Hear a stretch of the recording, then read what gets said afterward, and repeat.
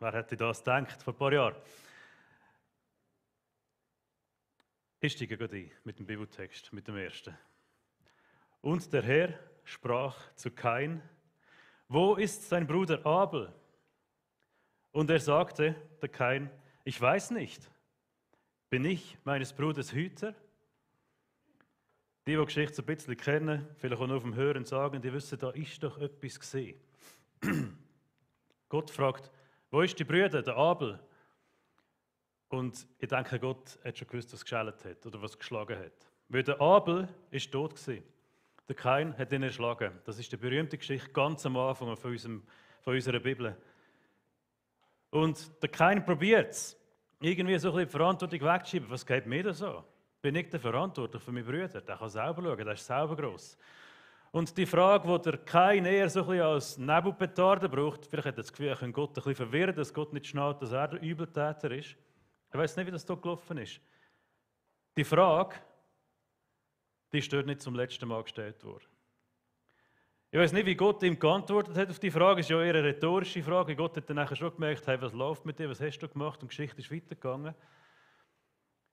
Aber die Frage, die der Kain gebraucht hat, so ein bisschen, um sich aus der Verantwortung rauszuschlafen, ist eine Frage, die sich durch die Geschichte vom Alten Testament, vom Neuen Testament bis her zum heutigen Tag immer wieder stellt.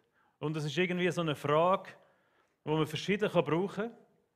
Was geht mir, mein Bruder, meine Schwester an? Und diese Frage wollen wir uns stellen, heute und auch nächste Woche. Bin ich der Hüter von meinem Bruder? Heute eher mit dem Fokus auf was, wenn mein Bruder Mist baut, also Sünde begeht, oder?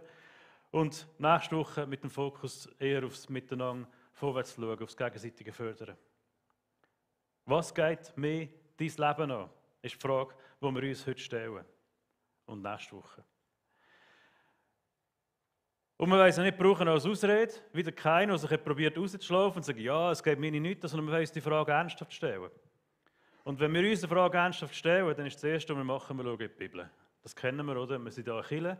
Und die Frage beschäftigt uns in unserer Gemeinschaft, wo wir uns auf die Bibel berufen. Und wir fragen uns, was geht mir das Leben von dem, der neben mir sitzt, an? Und die Antwort, oder wenigstens eine Wegleitung, finden wir in der Bibel. In der Bibel ist die Szene, wo Jesus den Jüngern eine Art Schulung gibt. Also Jesus hat ja schon gewusst, dass wenn er gegangen ist, also am Kreuz wieder auferstanden und innen ist er raufgefahren, dass dann irgendetwas irgendwie in dieser Gemeinschaft wird weitergehen. Und Jesus hat seine Jünger zusammengenommen und das ganze Kapitel 18 vom Matthäus-Evangelium ist dem gewidmet. So, sagen wir würden heute sagen, eine Schulung. Jesus hat die Jünger zusammengenommen und seine Jünger geschult, wie es dann mal funktionieren wird, wenn er dann mal weg ist. Also Jesus redet von dieser zukünftigen Gemeinde. Da hat es ja noch keine Kirche gegeben, der ist das eingeführt, oder? Und er schult seine Jünger, wie das dann mal wird aussehen und was sie sollen beachten. Jetzt, es ist nur ein Kapitel, wir können nicht alles dort herauslesen, aber doch ein paar wichtige Punkte. Und es gibt also ein paar grosse Themen, wie zum Beispiel, er ruft die Jünger auf, dass wir in dieser Gemeinschaft so eine uneingeschränkte Bereitschaft zur Vergebung leben und fördern. Oder, dass Gott andere Maßstäbe hat. Also die ganze Bibel berichtet ja von dem, aber dort ist es auch noch mal drin. Oder, dass wir uns als Gute sollen haben. Oder, dass Jesus immer auch auf der Suche ist nach den Verlorenen. Das sind so wichtige Themen. Das Thema, das wir heute anschauen, ist nochmal was anderes. Das ist die Frage, was machen wir, wenn jemand sündigt? Und ich weiss, das Wort sündigen, das ist so ein bisschen, ja, das kann etwas auslösen. Wir schauen das nachher noch ein bisschen genauer an. Also, in dem Matthäus 18, Vers 15 bis 17 steht: Wenn dein Bruder sündigt, dann geh zu ihm und stell ihn unter 4 Augen zur Rede. Hört er auf dich, so hast du deinen Bruder zurückgewonnen. Hört er nicht auf dich, dann geh mit einem oder 2 anderen noch einmal zu ihm. Denn jede Sache soll aufgrund der Aussagen von 2 oder 3 Zeugen entschieden werden. Will er auch auf diese nicht hören, dann bring die Sache vor die Gemeinde. Will er auch auf die Gemeinde nicht hören, dann soll er in deinen Augen wie ein gottloser Mensch sein, wie ein Heide oder ein Zolleinnehmer.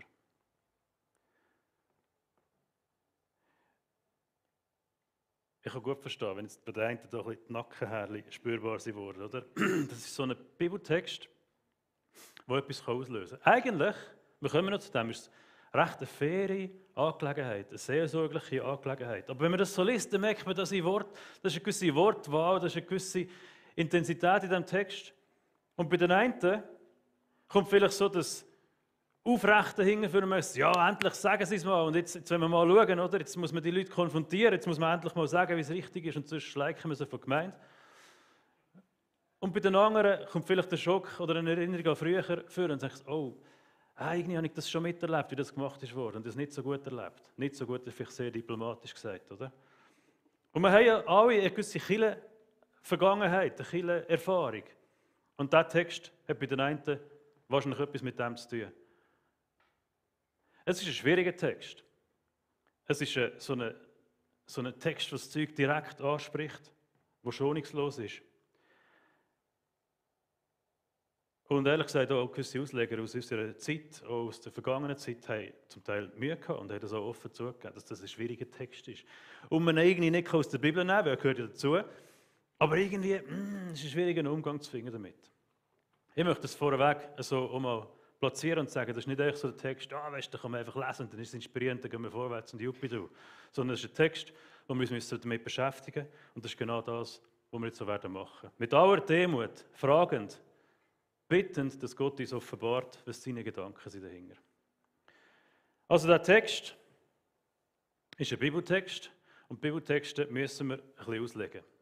Das machen wir jetzt gerade zusammen. Ich habe da ein paar Sachen markiert, die ihr nachher werden sehen, dass wir ein bisschen die Begrifflichkeiten entflechten können, uns ein bisschen in das Ganze hineindenken, was der Hintergrund ist von dieser Geschichte. Also zuerst der Bruder, oder? Jetzt alle Schwestern unter uns, die jetzt hinterher gelernt sind und denken, cool, der Text schreibt mir nichts an. Es würde mir fast leid tun, aber es tut es mir nicht, weil ich glaube, es geht uns alle etwas an. Es war hier noch eine andere Zeit gewesen, man hat hier Texte noch nicht die Brüder oder deine Schwester geschrieben, sondern der Bruder ist einfach, hat für alle gegolten. Es ist, heute würde man sagen, ein Gemeinsmitglied. Jemand, der zu dieser Gruppe dazugehört, wo du dich dazu zählst. Also, liebe Schwestern, liebe Brüder, wir zählen alle dazu. Wenn der Brüder sündigt, Sünde. Offenbar ist Jesus davon ausgegangen, so selbstverständlich, dass auch in dieser Kirche oder in dieser Gemeinschaft, die wird sein, nachdem er gegangen ist, auch noch Sünde wird vorkommen. Das ist also nicht eine heilige Gemeinschaft im Sinn von, da ist nachher alles gut, sondern da hat es Platz für Sünde, für Fehlentscheidungen. Kennen wir vielleicht. Sünde in dem Moment ist weniger jetzt einfach so, da ist jemand bei Rotlicht über die Straße gelaufen, dass man auch Sünde sieht in einer gewissen Form. Es ist mehr mit dieser Bedeutung von dieser Zielverfehlung. Also Sünde ist eine Zielverfehlung. Ich habe das Ziel aus den Augen verloren. Ich habe einen falschen Weg eingeschlagen. Also es ist nicht einfach eine Tat, sondern es ist ein bisschen eine grundsätzlichere Sache. Sünde. Es macht es auch ein bisschen objektiver oder vielleicht ein bisschen grösser. Man könnte auch sagen, sichtbar sich gegen Gott gestellt. Also wenn der Bruder sich sichtbar gegen Gott gestellt hat, dann, was machen wir? Zuerst suchen wir in einem seelsorgerlichen Rahmen im Zweiergespräch eine Verbindung aufzubauen. Das heisst, gang auf ihn zu und sprich ihn darauf an. Sprich ihn darauf an, dass du nachher Recht hast und kannst rauslaufen und sagen, ich habe es dir ja gesagt. Ja, ich lese das nicht. Ich lese ein anderes Wort. Stell nicht zur Rede. Sprich nicht darauf an. Lass nicht auf dich. Dann hast du ihn nicht zurückgewinnen. Das sagt etwas aus über den Zweck von diesem Gespräch. Nicht Recht haben ist der Zweck, sondern das Zurückgewinnen. Also wenn der Bruder falsch abgebogen ist, dann nimm ihn zu dir, such das Gespräch mit ihm und versuche ihn zurückzugewinnen. Oder das ist nicht Herz, das ist nichts Böses, sondern es ist vielleicht mit einer gewissen Trauer, mit einer gewissen Leidenschaft durchaus, aber mit viel Liebe zurückzugewinnen. Nicht für mich zu gewinnen. Der Seelsorger in diesem Moment ist nicht der Gewinner, sondern Jesus. Zurückzugewinnen für Jesus. Das ist der Zweck von diesem Gespräch. Klappt das nicht? Kann ich ihn nicht zurückgewinnen? Dann nimm jemanden dazu oder zwei. Vertrauenspersonen, geht zu ihm. Nicht holt ihn her, sondern geht zu ihm. Vielleicht in seine Stube. Immer noch im Vertrauen. Und versucht es weiter, ihn zurückzugewinnen für Jesus. Immer noch im kleinen, vertrauten Rahmen. Und dann geht es auf. Wenn das nicht klappt, dann nehmt die Person von der Gemeinde und sprechen sie darauf an. Probiert sie mit der ganzen Gemeinde zurückzugewinnen. Jetzt die Vorstellung ist ein bisschen weird. Jetzt stellt euch vor, heute der Joni hat jetzt noch jemanden vorgenommen und sagt, wir müssen schnell etwas klären. Das geht nicht. Aber vielleicht müssen wir dort das Wort Gemeinde ein bisschen anschauen. Das ist nicht ein Gerichtssaal mit 100 Leuten, die alle auch noch eine Meinung haben. Sondern eine Gemeinde ist ein kleiner, vertrauter, familiärer Kreis von Menschen, die sich gerne haben, die sich einem Ziel verschrieben haben. Das ist Gemeinde. Die grossen Gemeinden, die wir heute kennen, das ist eher eine neuzeitliche Erscheinung. Super. Ich bin auch so einer. Es ist auch kein richtig oder falsch dahinter. Aber in der Vorstellung dort war die Gemeinde ein familiärer Rahmen gewesen. Vielleicht am ehesten mit unseren Small Groups zu vergleichen. Also, ihr merkt, wir kommen ein bisschen weg von diesem grossen Gerichtsverfahren, von diesem konfrontativen, öffentlichen Verfahren, sondern es ist etwas, das im vertrauten Rahmen stattfindet. Mit hohem Vertrauen. Aber die dicke Post kommt ja erst. Jetzt klappt das auch nicht. Dann schau ihn, wenn du merkst, er glaubt nicht das Gleiche wie du, als gottloser Mensch an.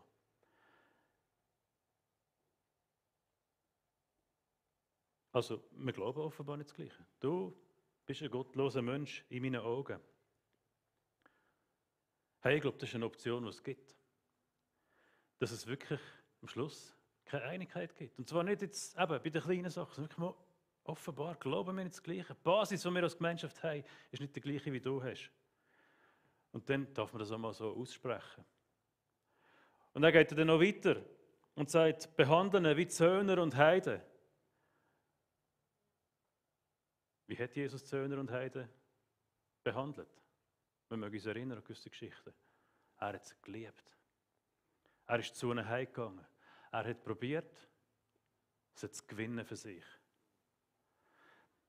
Also mach nicht den Hammer runter und Richterspruch und fertig lustig, sondern glaub weiter, auch wenn im Moment keine gemeinsame Basis da ist. Weil Gottes Liebe, Jesus hat es uns vorgelebt, probiert, gewinnt, manchmal auch nicht. Aber sie hofft weiter, sie sucht weiter. Bis zum heutigen Tag ist die suchende Liebe von Jesus die treibende Kraft von uns als Kirche.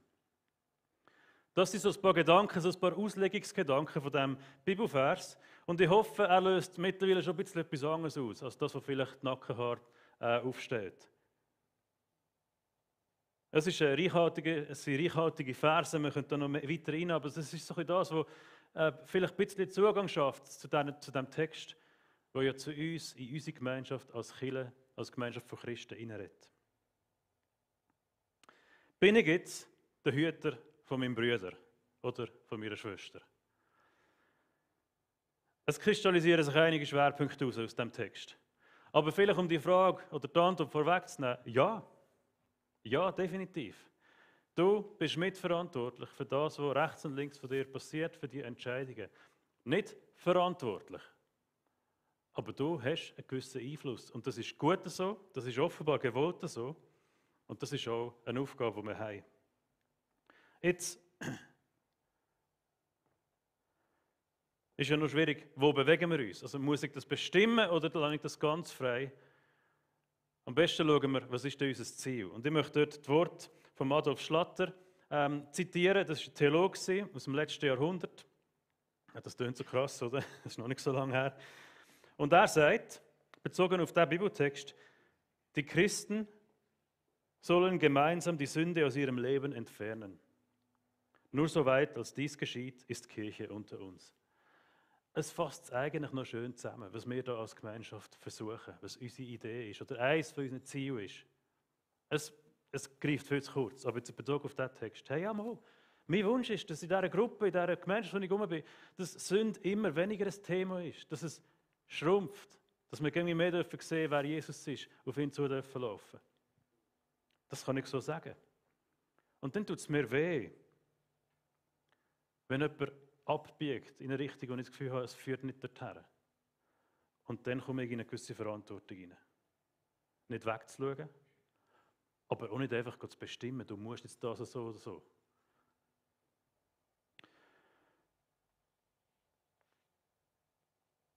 3 Schwerpunkte, wo ich gerne darauf eingehen möchte, aus diesem Text heraus. Zuerst, es geht um Grundsätzliches.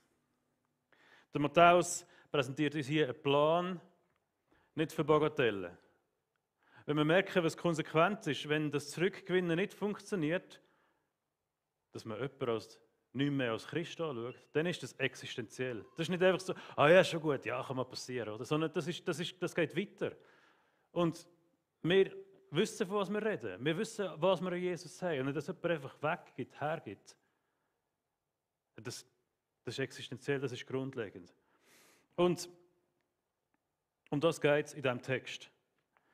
Also nicht um einfach eine Tat oder ein Vergehen, dass man damit kommt, sondern um das grundlegende Ziel. Wir haben nicht mehr das gleiche Ziel. Also würde ich gerne noch ein bisschen zur Vorsicht aufrufen und so einen Prozess jetzt nicht vorschlagen, wenn jemand einfach irgendetwas ein bisschen anders sieht. Es geht um Grundlegendes. Und nicht jedes Gespräch, wenn man es am Schluss nicht gleich sieht, muss auch gerade in dieser Trennung enden. Es gibt einen Moment, und ich habe so Gespräche auch schon geführt, wo du merkst, wir sehen es wirklich anders. Wirklich, wirklich anders. Hey, und dann ist es so, dass man wie muss sagen, hey, voll, ich lasse dich ziehen. Ich habe es probiert. Aber oft ist eine Irritation zwischenmenschlich, wenn jemand Sünde begeht, oder aus meiner Sicht Sünde begeht, kann man auch klären. Entweder ist es wirklich ein Fehltritt, und dann ist Vergebung das Erste, was folgen soll. Oder man sieht etwas tatsächlich anders. Man handhabt es anders. Es ist aber vielleicht nicht so grundsätzlich. Und auch da möchte ich ein Zitat anfügen von Augustinus Aurelius, so ein Kirchenvater. Er ist ein bisschen älter als wir, er ist 354 geboren. Und er war Bischof und er hat einen spannenden Satz rausgehauen. Er hat gesagt, im Wesentlichen Einheit, im Zweifelhaften Freiheit, in allem Liebe. Er macht so eine Abstufung und sagt, hey, im Wesentlichen, im absolut Wichtigen ist Einheit das Oberste. Das ist die Sache, die schlussendlich eben vielleicht wirklich uns auseinanderbringen, wenn wir es nicht mehr gleich sehen. Das gibt es. Im Zweifelhaften ist für uns ein schlecht behaftetes Wort, oder in dem, wo man sich vielleicht nicht ganz einig ist, wo man vielleicht aber uns als absolut grundlegend anschaut. Freiheit. Lassen wir uns doch ziehen. Lassen wir es einander doch frei, wie wir es machen wollen, wenn es nicht absolut heilsentscheidend ist. Wenn es nicht gegen Gott ist. Und in allem und über allem Liebe. Also ja, der Text geht um Grundsätzliches. Und ich glaube, er will uns nicht sagen, dass nur wenn es um grundsätzliches Zeug geht, dass wir miteinander so reden, sondern er skizziert vielleicht den schärfsten Fall, was es gibt. Und ich glaube, er lädt uns ein, zum miteinander im Gespräch zu sein. Der Hüter von meinem Bruder, von meiner Schwester zu sein. Aber nicht immer. In letzter Konsequenz mit dem Ausschluss oder mit dem Auseinandergehen.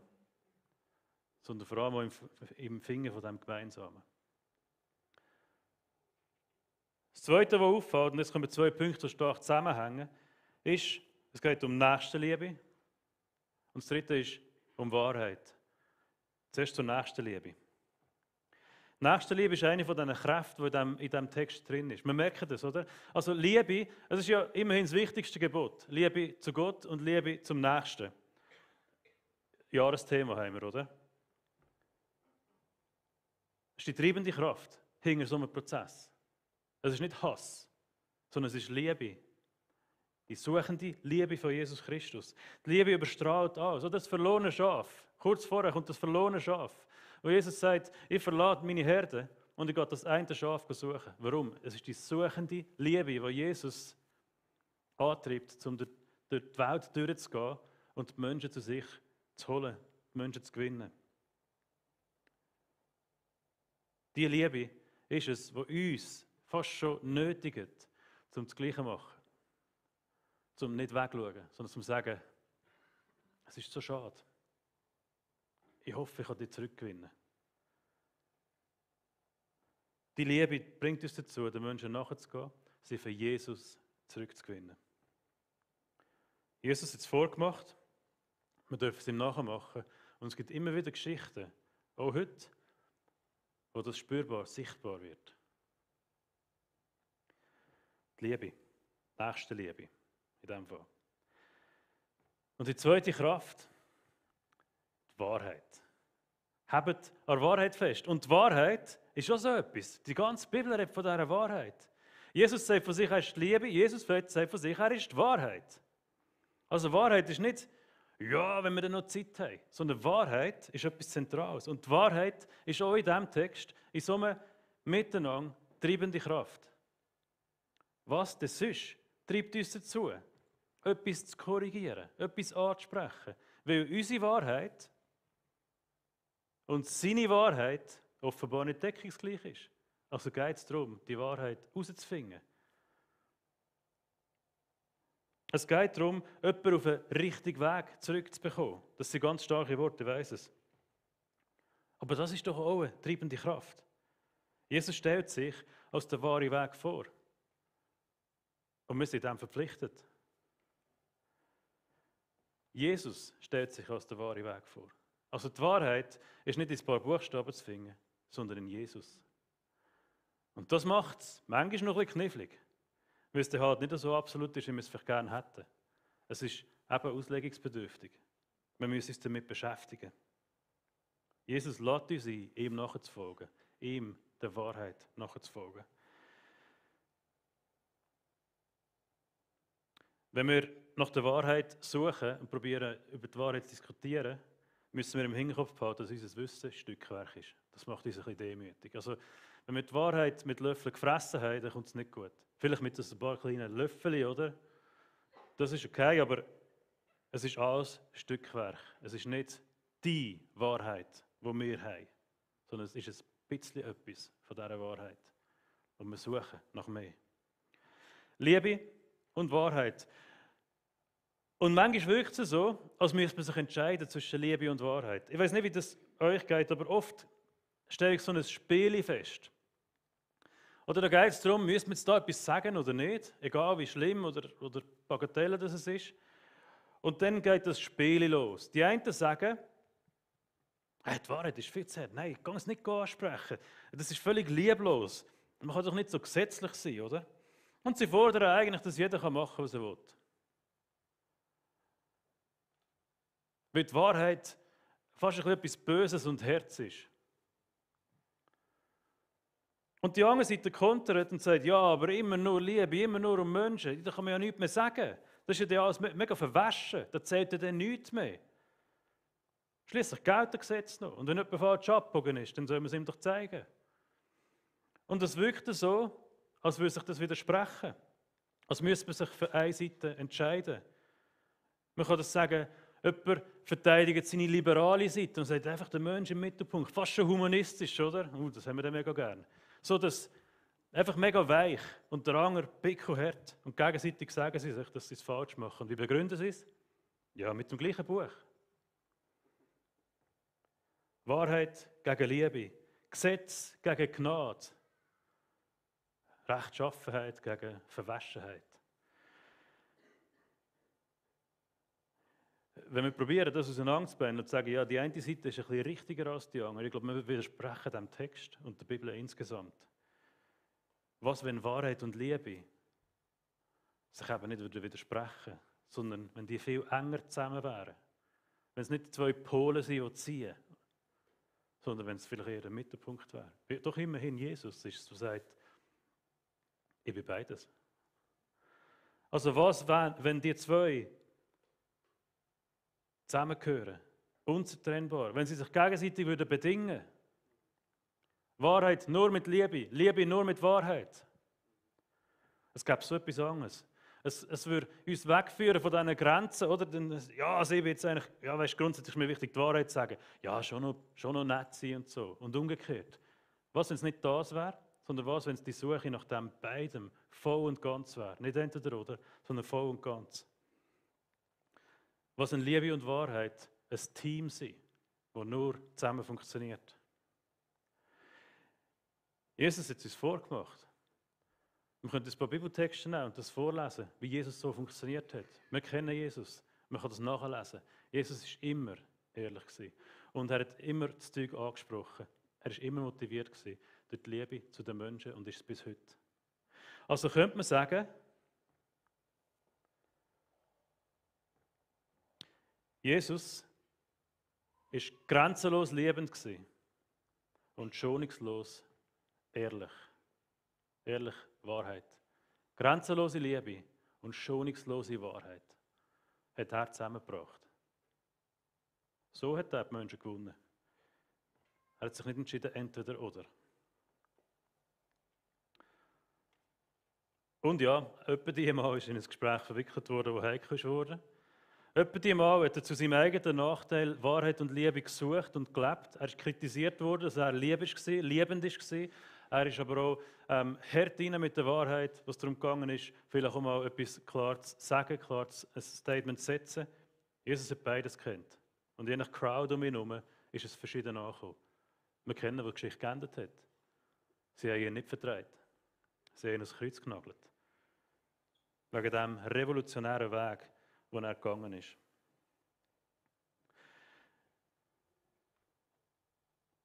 Ich glaube, die Wahrheit und die Liebe in diesem Miteinander ist etwas, was wir mitnehmen können. Etwas, was wir nachjagen können. Etwas, wo wir uns verpflichten können. Und wir wissen vielleicht, auf welcher Seite wir hier daheim sind. Ich glaube, das ist normal. Aber es hilft manchmal, darüber nachzudenken. Zum Schluss noch ein bisschen praktisch, was es für uns bedeuten könnte oder was man mit dem jetzt machen kann. Vielleicht zuerst ein kleiner Einschub.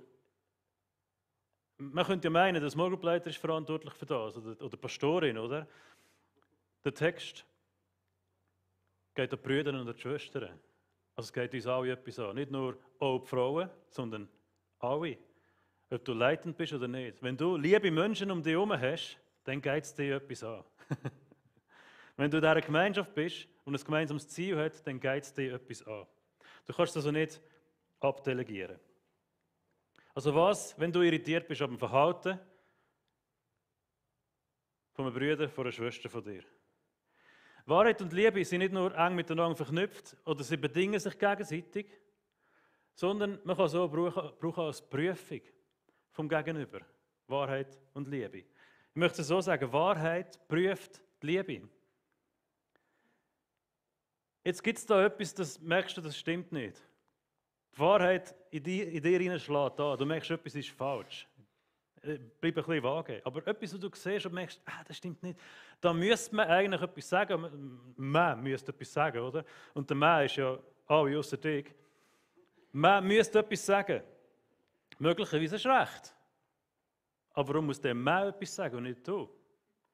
Wahrheit prüft die Liebe. Die Wahrheit schlägt an. Sage ich es dir? Kann ich das sagen? Kann ich auf die Person zugehen? Echte Nächstenliebe lässt das zu. Echte Nächstenliebe hilft mir, meine Widerstände zu überwinden und auf eine Freundin zuzugehen und etwas auszusprechen. Vielleicht fragend, nicht unbedingt bestimmend, aber zu konfrontieren mit dem, was mich irritiert. Die Wahrheit stellt die Liebe auf die Probe. Kann ich das nicht? Glaube ich, darf ich mich fragen, ja, wie steht es um die Liebe zu diesem Menschen? Und ich weiss, ich kann nicht alle Menschen gleich lieben. Aber das ist eine Frage, die wir uns erlauben dürfen. Wenn ich die Wahrheit nicht ansprechen kann, in diesem Umfeld von meiner Small Group oder von meiner Family oder von meinen Freunden, wenn ich das nicht kann, dann ist es nicht ein Zeichen von Nächstenliebe oder von übermäßiger Liebe, sondern man müsste sich eher fragen, wie steht es um meine Liebe. Gerade Menschen, die eher zurückhaltend sind, dürfen sich die Frage sicher mal stellen. Und ich möchte das nicht verurteilen und sagen, oh, du liebst die Brüder nicht genug, das geht nicht. Es geht nicht um das. Aber wir dürfen uns doch die Frage mal stellen. Wie steht es um meine Liebe? Sind mir die Menschen wirklich so wichtig, dass ich auch mal mehr als ein Kompliment aussprechen kann?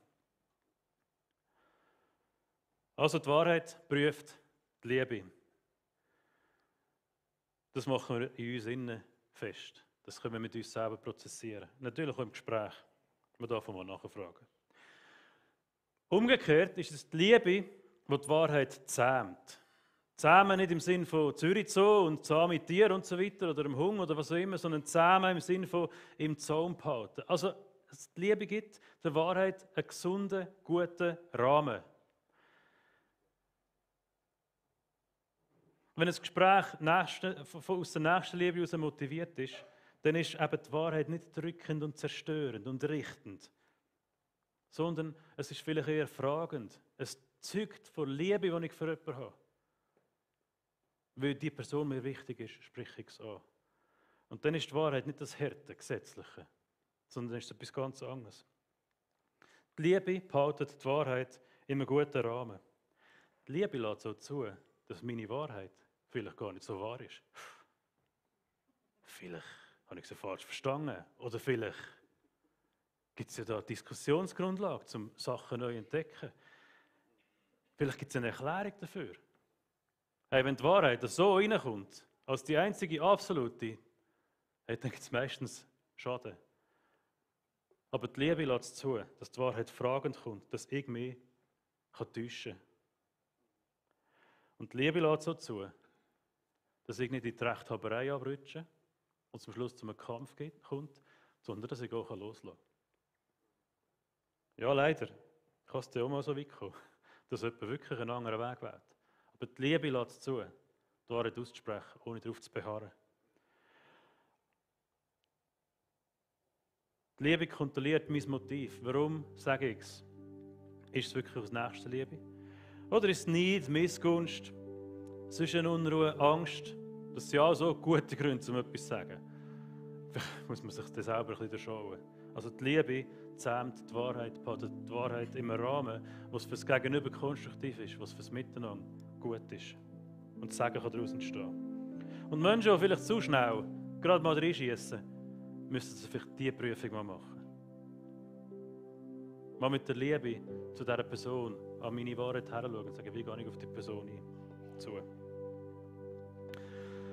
Also zusammenfassend halten wir fest, ja, wir sind der Hüter, die Hüterin von meinem Bruder, von meiner Schwester. Wir sind füreinander mitverantwortlich. Dabei ist nicht Lust und Laune oder irgendein verschobenes Wahrheitsbild maßgebend und man sagt, es müssen alle so wie ich, sondern es ist die Verpflichtung der Wahrheit gegenüber. Die Suche nach der Wahrheit treibt uns und die Liebe zu meinem Nächsten motiviert uns, das zu machen. Weil die Liebe kann loslassen. Die Liebe verteidigt die Wahrheit notfalls nicht bis zum Bruch, sondern lässt es offen. Die Liebe ist barmherzig.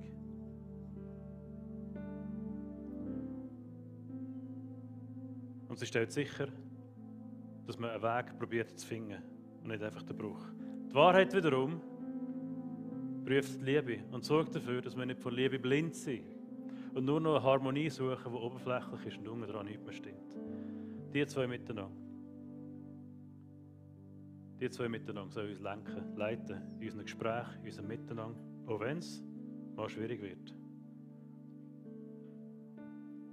Jesus, ich danke dir, dass du uns vorausgegangen bist, dass wir da aus der Bibel zitieren und unsere Gedanken machen können, aber du hast uns gezeigt, die Bibel berichtet uns davon, wie du das konkret gemacht hast. Und ja, natürlich würden wir das alle gerne einfach so sein und machen und ja, wir sind auf der Suche.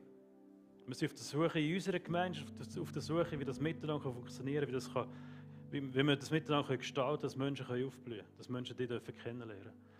Und es ist deine Suche, die bis heute nicht aufgehört hat.